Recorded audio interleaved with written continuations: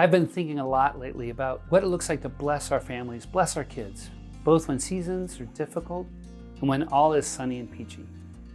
Having been in youth ministry for over 25 years, I've watched parents sometimes wonder how much of an impact they're actually making in the lives of their children. I've seen them assume that their peers and the media have much more influence and power.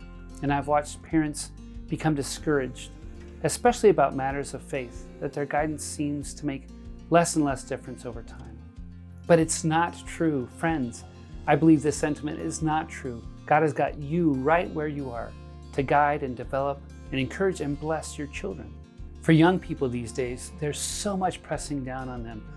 I remember a bus ride back from summer camp with students, and one 6th grade girl was quizzing every other student on the bus. Anxiety or depression, she kept repeating.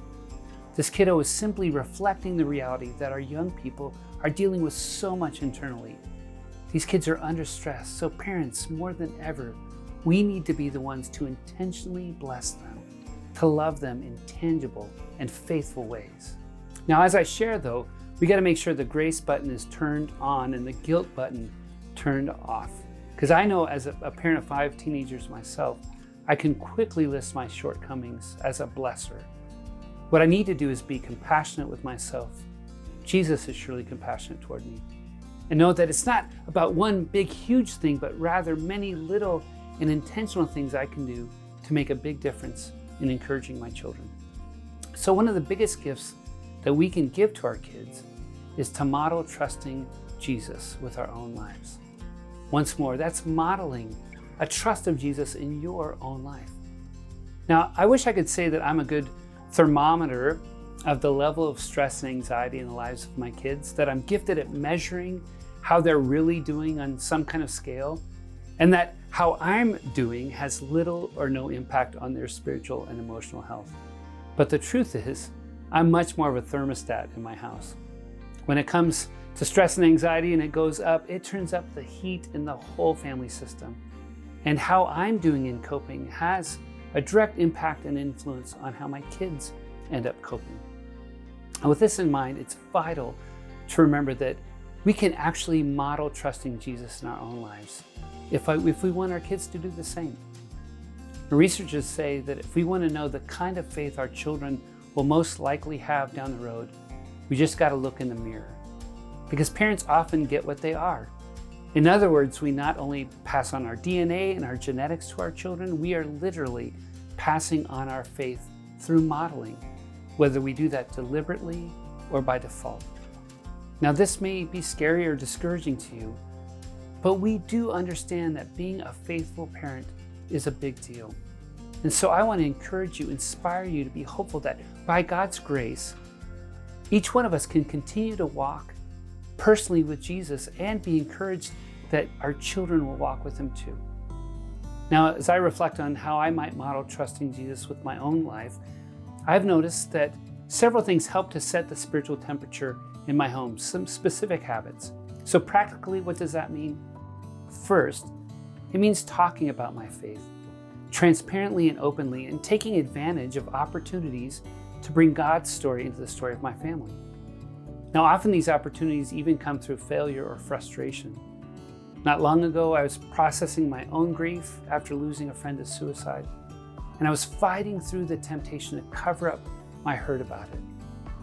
Though it was difficult to be vulnerable in those moments, I tried to be genuine in my talk with my kids about my real hurt, real life stuff. Second, modeling trust in Jesus means listening to them talk about how they view life. I want to become an expert at asking questions to get conversations started and then shutting up. I've heard it said that we have 2 ears and 1 mouth, and that we should listen twice as much as we talk. Our kids do have a lot to say if we slow down to listen. So make a point to ask open-ended questions about their world, their friends, the tough stuff in the news, and then listen. And that means pushing through those awkward silences and practicing saying those words, "Tell me more," and then waiting. We love and we bless when we listen. And third, modeling trust in Jesus means talking to God, praying about the little and big things personally and as a family. It's so important to just press pause in the middle of life's happenings and just say, hey, let's pray about this, and invite the whole family to join in. It might feel forced at times, especially if it's a new habit, but there is so much to pray about in our world today. When we practice prayer together, we model faith. Now, the word authentic to me actually means much less than perfect. And authentically modeling a day in and day out journey with Jesus is such a tremendous gift to our kids. Ephesians 6 says, parents, do not exasperate your children. Instead, bring them up in the training and instruction of the Lord. In the Message version, it says, don't exasperate them by coming down hard on them. In a similar passage in Colossians, it says, parents, don't come down too hard on your children or you'll crush their spirits. There's enough spirit crushing going on in the world for our kids, enough pressing down on them. Social media, pressuring them to win likes, isolation, loneliness, struggles of self-worth, the list goes on and on. No wonder my young friend was quizzing her peers, anxiety or depression. But you, mom, you, dad, guardians, people of influence, you have a high calling to bring them up, to lift them up, to cheer them up in the training and the instruction of the Lord. Encourage your kids by blessing them.